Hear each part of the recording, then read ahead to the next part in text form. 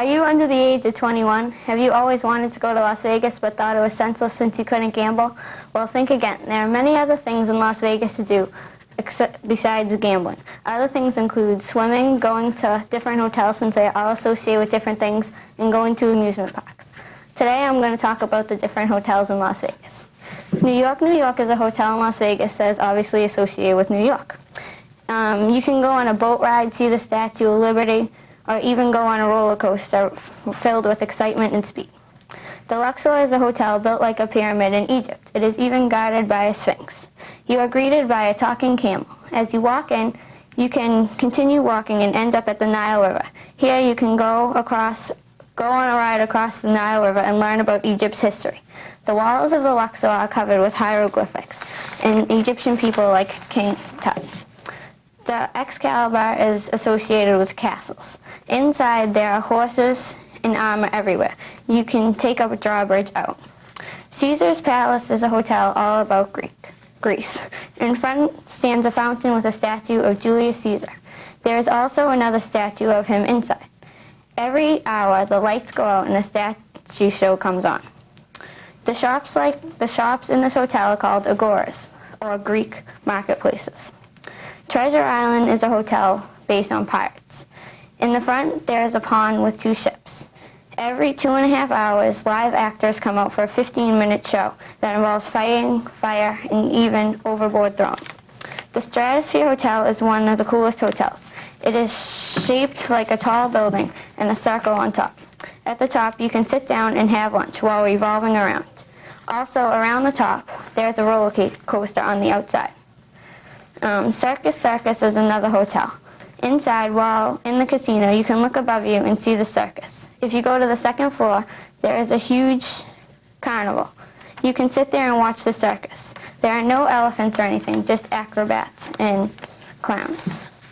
If you are not into amusements like these, you can also go to the Red Rock Canyon, which is about an hour away. There is also a Hard Rock Cafe and a Planet Hollywood. Downtown Las Vegas is also very fun. You are greeted by a huge moving cowboy billboard. They recently put a dome over the strip, and there are laser shows.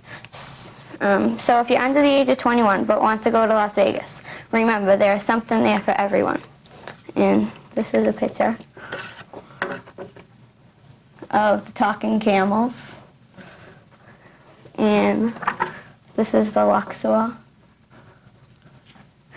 And this is Caesar's Palace. That's the statue. And those are more statues. And this is New York, New York. And this is just a teddy bear from the Planet Hollywood. That's it.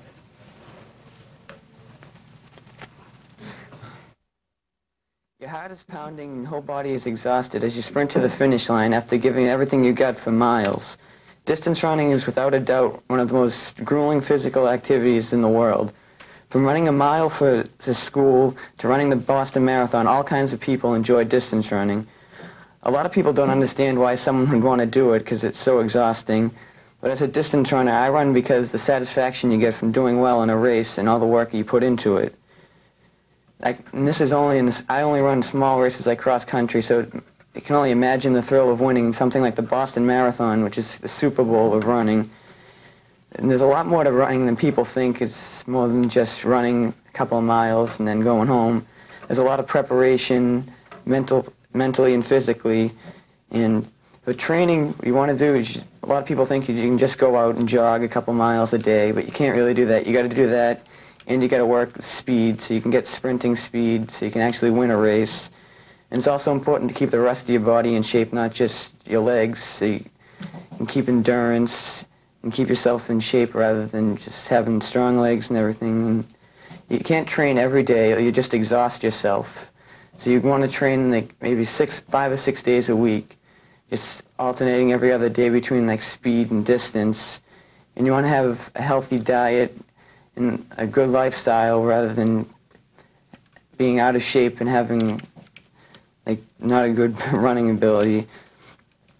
And more importantly, on race days, it's important to have a routine that you go through, whether it's foods and what time you go to sleep and everything. So everything's the same on race day, so there's nothing new in your body and you know what you're doing. And you want to eat the same foods, but you can't eat 2 or 3 hours before a race, so you have nothing in your body so you don't get cramps. But it's important to drink water before you race up until the start, or so you don't get dehydrated while you're running. And before you run, you have to warm up properly, which is, you should probably jog a mile just to get your legs going, so you're not just going in cold. And the correct equipment for running, you have to have a pair of shoes, obviously, but for running a road race or a marathon, you want to get a pair of shoes like these that are just flat, so you have better traction. But if you're running in grass or something, a pair of shoes like these with these spikes, because they dig into the grass so you don't slip and fall in the grass. And you just want a regular pair of shorts and maybe like a tank top like this for aerodynamics, because if you have something really big and baggy, you're just going to get cut off and you're not going to be able to go as fast. And during the race, you just want to keep a pace that you can feel you can maintain for the whole way, because if you go out too fast, you're going to get exhausted, but if you go too slow, you're not going to win. And you got to keep mentally tough, because there's a certain point that people say you hit, it's called hitting the wall, where you just feel like you can't go on anymore, but you got to just feel like you can go and you have to do it. And if you can get through that barrier, you're going to be successful in running. And during the race, you've also got, and if you come across a hill, you've really got to get up there, because that's where really good distance runners are going to make up ground. In the sprint to the finish also, because that's where the sprinting comes in handy with the speed during the training. And people don't seem to really understand and appreciate the sport, because it's such a demanding, and some people don't see the point. But I think it's among the most underrated, and it's really rewarding once you get into it.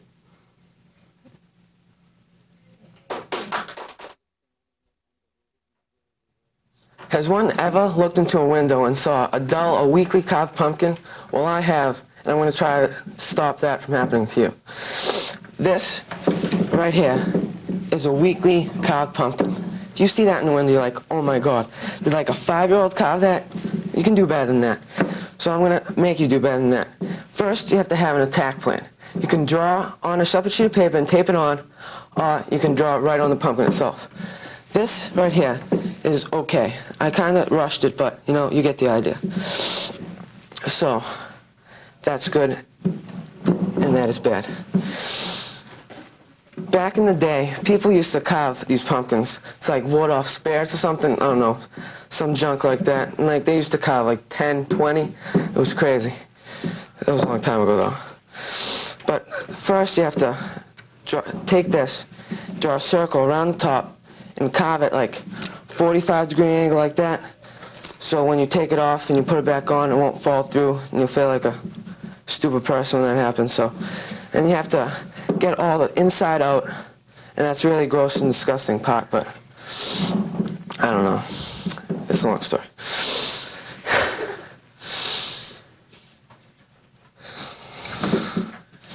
When you're carving a pumpkin, you can't make a mistake, because that's the only pumpkin you have, unless you want to go back to the store and buy a new pumpkin. So you don't want to make a mistake, so take your time, get the proper tools, and you'll be good to go. But anyway, when you're done carving the pumpkin, you admire, put it in your window, you're like, okay, I'm going to light the candle, I'm going to show this off to all my neighbors, all the cars driving by.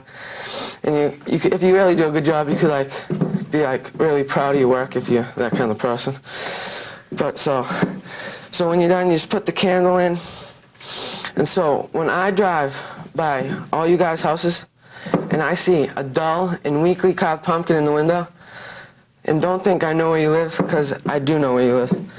And so if I do see a bad pumpkin in the window, I'm going to come in, I'm going to say, didn't you see my demonstration on WHS Channel 15 TV? And if they say yes, I'm going to be like, sorry, but you're going to have to carve a new pumpkin, put it in the window. But if you do, I'm going to be like, Very, very nice job. Thank you. Have you ever eaten rock candy? Did you ever wonder how it was made? Well, today that's what I'm going to show you how to do. All you need is 2 basic ingredients, 2 cups of sugar and 1 cup of water. For materials, you'll need a pot, some cups or a foil pan, some string, candy thermometer, food coloring, tape, and a pencil with a weighted object. Before we begin cooking, we have to set up our materials first. There are 2 ways of setting up. The first way that I tried was to use the cup. You need to take a pencil and tie one end of the string onto it and the other end to your weighted object like a paper clip, and then place it in the glass. If you use a foil pan, then you need to poke 6 holes on opposite sides and lace the thread through the holes. To prevent the solution from leaking out the holes, I put tape over it. You can also put it in another pan. Now we're ready to begin cooking. First, you put your cup of water into the pan, and then you add your sugar.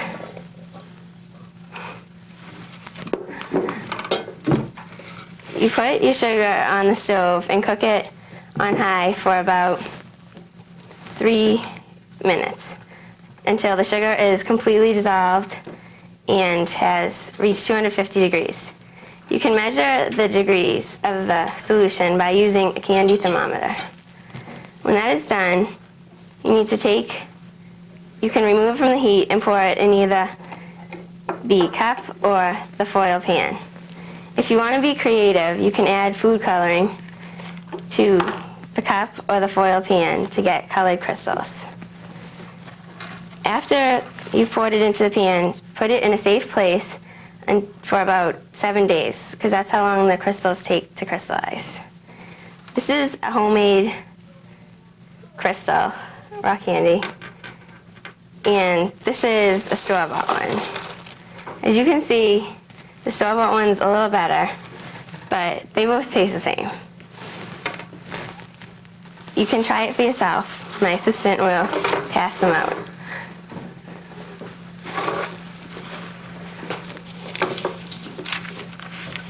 Besides rock candy being a delicious treat, it also makes for a good science project. Teachers often use it to teach students about saturated solutions, supersaturated solutions, and the formation of crystals. So rock candy not only serves as a way of satisfying your sweet tooth, but is also a great scientific experiment that you can eat. Thank you. So you think you've tasted heaven? Well, I don't think so. Not until you try this baby. Your taste buds will go wild with this amazing taste. It's absolutely fantastic with this blend of honey, cinnamon, and sugar. Take this Greek pastry for a test drive. Baklava will blow your mind. Prepping is simple. Start with a clean surface and always before anything, wash your hands. Next, prepare your ingredients and measure them. Put them in their own bowls and you're all set. Today we will be working with a homemade honey syrup, 1 pound of almonds, 1 pound of walnuts, half a cup of sugar, 2 teaspoons grated lemon peel, 2 teaspoons cinnamon, 1/2 cups unsalted butter, and 1 pound of prepared phyllo dough. The first thing I'm going to do is explain to you how I made the honey syrup that's on top of a baklava. This is made by combining in a saucepan 3/4 cup of sugar, 3/4 cup of water, and a stick of cinnamon. Bring it to a boil and let it boil until it is clear. Add 1/2 cups of honey and heat just until blended. Let it cool and remove the cinnamon stick. Let's get to the baklava. First, you mix 1 pound of walnuts and the pound of almonds together and spread them in a shallow baking pan. Toast in a 300-degree oven for 10 minutes or until lightly browned. Let cool. Place the 1/2 cup of sugar and 2 teaspoons of grated lemon peel and 2 teaspoons of cinnamon in a large mixing bowl and mash together with the back of a spoon. To blend the citrus oil with the sugar, add the toasted nuts and mix lightly. Next, you have to butter a 9 by 13-inch baking pan like this. Line it with 3 sheets of phyllo dough, and since phyllo is so fragile and thin, I have an assistant, Katie, to help me.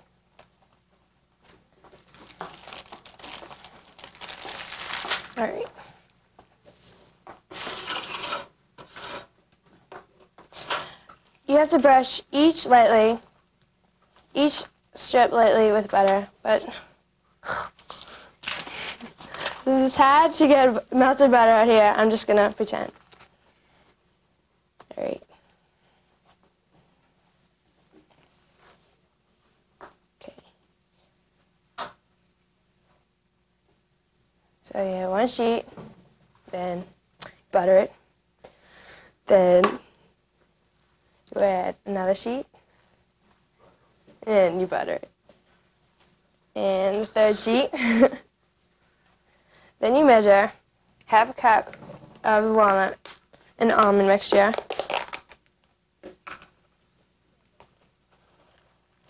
Just gonna average it out. Then you sprinkle it on after you butter it. And then you add another layer of phyllo dough. Actually, 2 more layers, and then you continue until the phyllo's gone. Thank you, Katie. Okay. When you're done, use a sharp knife to cut through the top layer of the phyllo and make lengthwise strips 1.5 inches wide, then cut them diagonally like this. Bake in a 325-degree oven for 1 hour until golden brown. Place the pan on a rack and cut through the diamonds completely. If you wish to serve it hot, have the cold honey syrup poured on top. If you wish to serve the baklava cold, make sure the honey syrup is hot. Remember, always have the temperature of the syrup and the pastry at opposite extremes. The Greek people celebrate name days instead of birthdays. At baptism, each Greek Orthodox receives the name of a Christian saint who becomes his patron. Preparations are made for the house. Special sweets such as kovabides and baklava are baked. Well, if you're celebrating a birthday or not, make and enjoy this delicious treat anytime. It makes 4 dozen. Enjoy.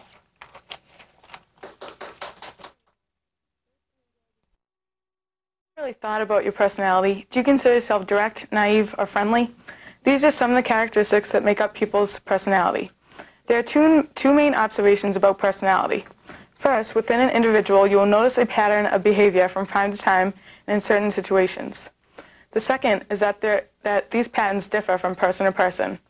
One person is mean all the time, another is nice constantly, and a third person is unpredictable. Maybe personality is a trait passed down in our genes. Maybe there is what Sigmund Freud called the psyche, operating outside consciousness. Or maybe it's all instinct and human nature.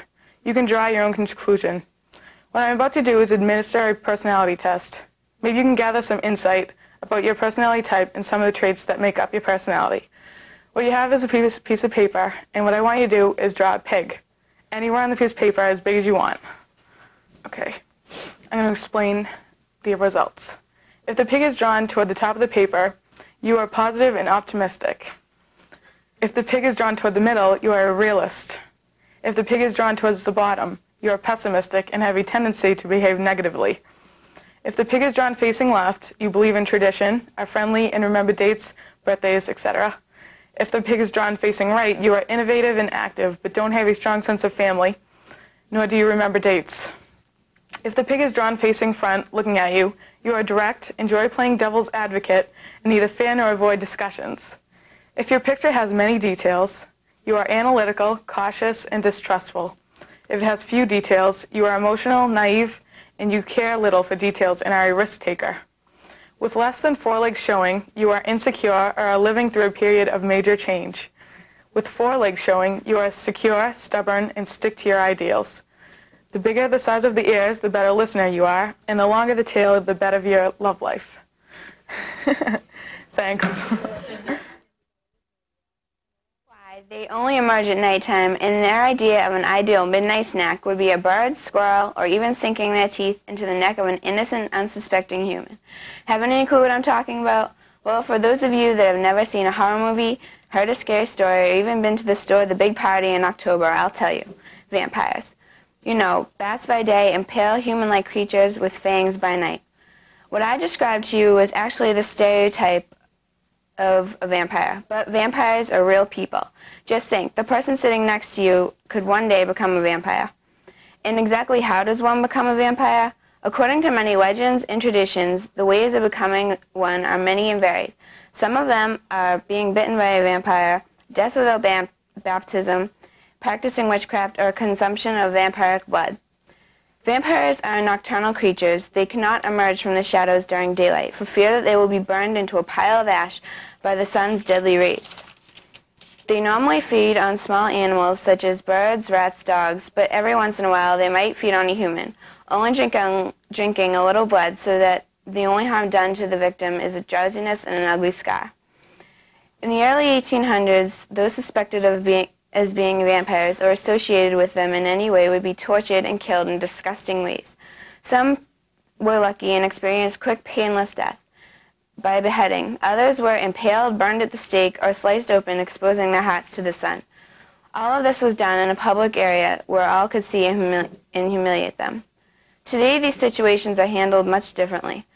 Today, we are not aware as to many immortal vampires, but there are many people that practice the act of vampirism by drinking blood, living in the dark, and even going as far as to have caps put on their teeth to make them look like fangs.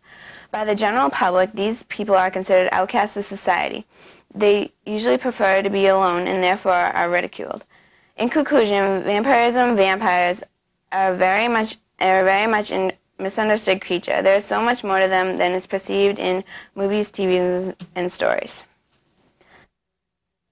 How many of you have ever tried origami? Well, now is your chance to learn the Japanese art of paper folding. Origami's origin goes back over 10 centuries and is still used today. Origami can be used in many different ways, such as Christmas ornaments or even party favors. Origami can provide many hours of fun and entertainment. All you need is a piece of paper. Origami is an inexpensive way to have fun. Here's a poster of some of the different kinds of origami. There's a picture of a rabbit, a cup. This is this is a box, a dog, and some fish. And these are some of the different kinds of paper you use. They have different textures. This one's more rough, and this is smoother. And that's it. Oh, God. Okay. Origami comes in different levels. There are the simpler forms like the cup, dog, and the rabbit. There are also the more difficult forms like the star box, the crane, which symbolizes world peace, and the fish. The secret to being a good origami is to follow the directions exactly as told. Also, when you are folding your origami, remember to make very precise creases. Here are 10 basic steps to follow. Choose a suitable paper, such as wrapping paper, magazine paper, or origami paper. Fold paper cleanly and carefully, especially at the corners. Work on a hard surface so creases and folds come out well. Use thumbnail long folds and creases. This will make the following steps easier. Making the fold exact makes the finished project more beautiful. Follow each step carefully in sequence given. Never skip a step. Pay attention to instructions. If you are just learning origami, practice its basic forms. Have fun. Now I will show you how to make a simple cup and a more difficult star box. So watch carefully as I open the world of origami to you. Okay, first I'm going to make a cup. You take your paper, hold it diagonally, and you fold it across. Then you take the left side and you bring it up right across the top. Now you have a diagonal line across. Then you take the right side, fold it over to the point, doing the same thing on the other side. After that, you take each fold and fold it over. And there you have a simple cup. And it can hold water as well. Now I'm going to show you how to make a more difficult star box. First, you take your paper and you fold it across. And then you fold it in half again. Then you open it, turn it around, and you put your finger in and make a diamond. Do the same thing on the other side. Then you turn it up so the openings are at the top. You fold it in half on each side, then bring it up on the top. And then you open it. Flip it over and do the same thing.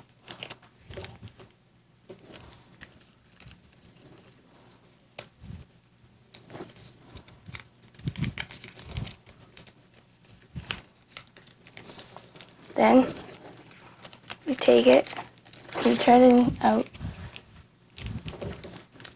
folding each flap over. Repeat it again.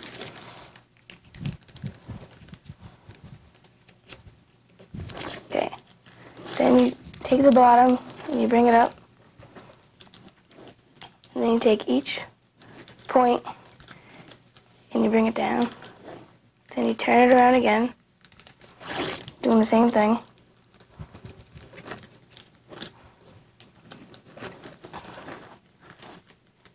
Then you open it. Make sure you pop it out really nice. You make each point, and then you have a star box. Now that you have seen how to make a cup and a star box, I hope you try this in something new. Crispy, warm, melt in your mouth, delicious. These are all things that describe this yummy dessert. Apple crisp is one of my favorite desserts ever, and I hope to make it one of yours too. This delicious apple and cinnamon dessert isn't even that hard to make. You need apples, lemon juice, cinnamon, margarine, flour, sugar, and walnuts. And you'll also need several measuring tools. So now I'll tell you how to make apple crisp. First of all, take your apples and peel the skin off and cut them into thin slices and put them in the bottom of your baking dish. Then you take 2 teaspoons of lemon juice and pour it over the apples and sprinkle cinnamon over them.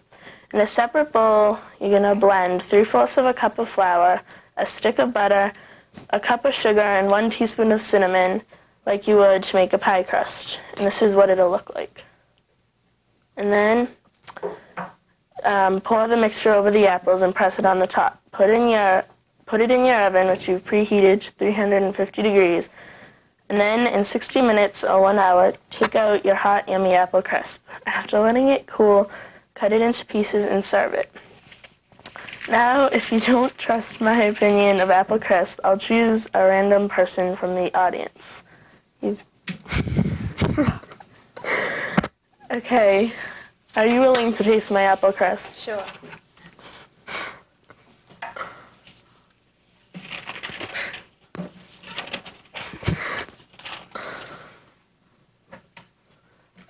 It tastes better than it looks.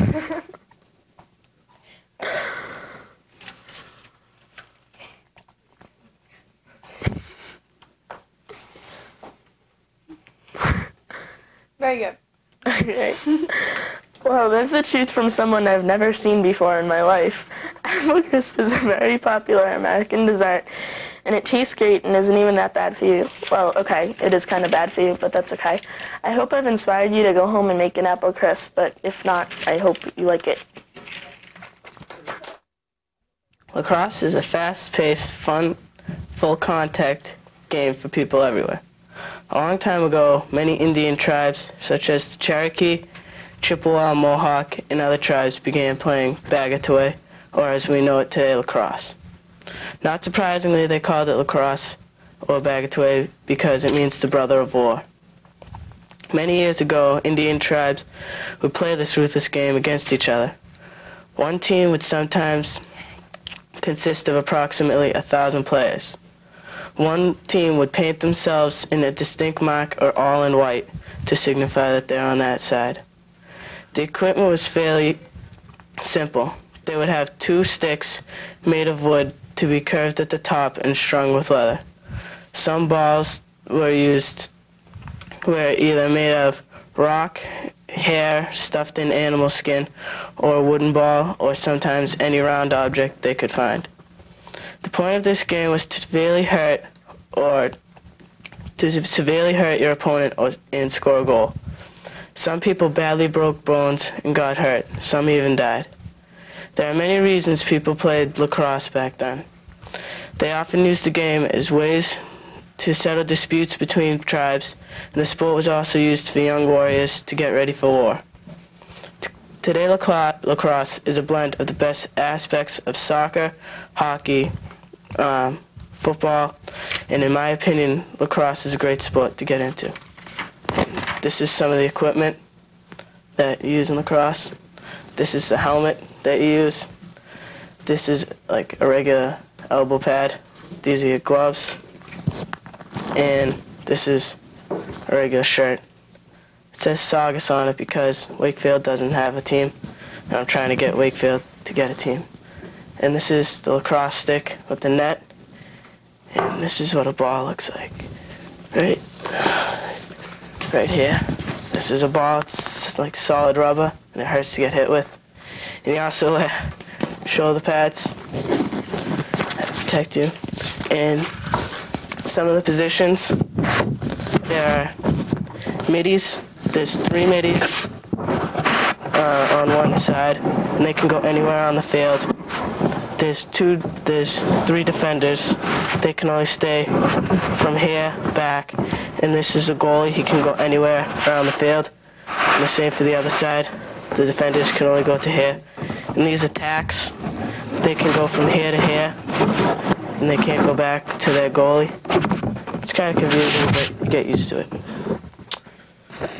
That's it.